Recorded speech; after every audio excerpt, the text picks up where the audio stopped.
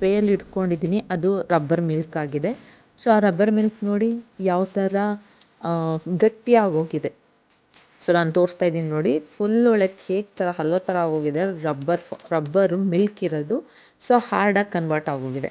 So ಇದಕ್ಕೆ formic ಆ್ಯಸಿಡ್ನ add ಮಾಡಿದಾಗ so ಅದು ಕಾಗ್ಯುಲೇಷನ್ ಆಗುತ್ತೆ, ಅಂದರೆ ಹಾರ್ಡ್ ಆಗುತ್ತೆ. ಸೊ ಅದಾದಮೇಲೆ ನಾವೇನು ಮಾಡ್ತೀವಿ, ಒಂದು 8 ಅವರ್ಸ್ ಆದಮೇಲೆ ಅದು ಹಾರ್ಡ್ ಆದಮೇಲೆ ಸೊ ನೆಕ್ಸ್ಟ್ ಪ್ರೊಸೀಜರ್ ಏನಂದರೆ ಮೆಷಿನ್ಗೆ ಹಾಕ್ತೀವಿ. ಸೊ ನಾವು ಮೆಷಿನಲ್ಲಿ ನೋಡಬಹುದು ಹೇಗೆ ಅದು ಫ್ಲ್ಯಾಟ್ ಆಗ್ತಿದೆ, ಅಂದರೆ ವಾಟರ್ ಕಂಟೆಂಟ್ ಏನಿದೆ ಕಂಪ್ಲೀಟಾಗಿ ರಿಮೂವ್ ಆಗಿ ಸೊ ಅದು ಫುಲ್ಲು ಕಂಪ್ಲೀಟ್ ಒಂದು ಶೀಟಾಗಿ ಕನ್ವರ್ಟ್ ಆಗುತ್ತೆ. ಸೊ ಅದನ್ನ 2-3 ಸತಿ ಮಾಡ್ತೀವಿ. ಅದಾದಮೇಲೆ ಸೆಕೆಂಡ್ ಮಿಷಿನ್ಗೆ ಹಾಕ್ತಿದ್ದೀವಿ. ಇದರಲ್ಲಿ ಪ್ರಿಂಟ್ ಬರುತ್ತೆ. ಸೊ ಆ ರಬ್ಬರ್ ಶೀಟ್ ಮೇಲೆ ಪ್ರಿಂಟ್ ಬರೋಕ್ಕೆ ಸ್ಟಾರ್ಟ್ ಆಗುತ್ತೆ. ಸೊ ಇದನ್ನು ಒಂದು 2 ಸತಿ ರೋಲ್ ಮಾಡಿ ಅಲ್ಲಿ ನೀವು ಅಬ್ಸರ್ವ್ ಮಾಡ್ಬೋದು, ಶೀಟ್ ನೋಡಿ ಎಷ್ಟು ಅಗಲ ಬಂದಿದೆ. ಸ್ವಲ್ಪ ಹೊತ್ತು ಬಿಸಿಲಿಗೆ ಹಾಕ್ತೀವಿ, ಅದಾದಮೇಲೆ ಡ್ರೈಯಿಂಗ್ ಚೇಂಬರ್ಗೆ ಹಾಕ್ತೀವಿ.